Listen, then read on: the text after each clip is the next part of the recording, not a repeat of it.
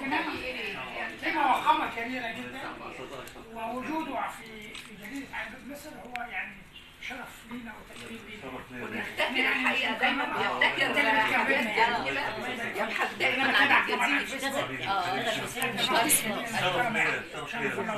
ربنا يبارك فيك. الله يخليك.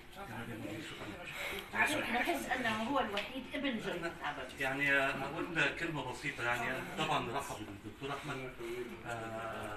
يعني هو وجوده المرة دي يعني فرق كتير جدا، وهيريح كل المجموعه دي اللي كانوا بيتابعوا الدكتوره ويسهروا علشان لحد ما توصل اسكندريه. استاذه جيهان دي اهم حاجه، وبعدين طبعا دكتوره وجيهه استاذه جيهان اساتذتنا الجمال، احنا سعداء في وجودنا معاكم.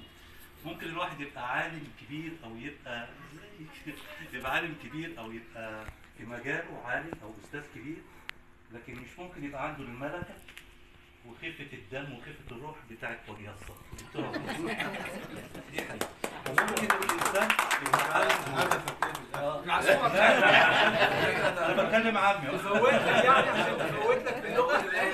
وممكن الإنسان يبقى عنده لغة سليمة وعنده لباقة وعنده صوت حلو، لكن ما عندوش عمق الإحساس بتاع أستاذة جيهان في الأداء.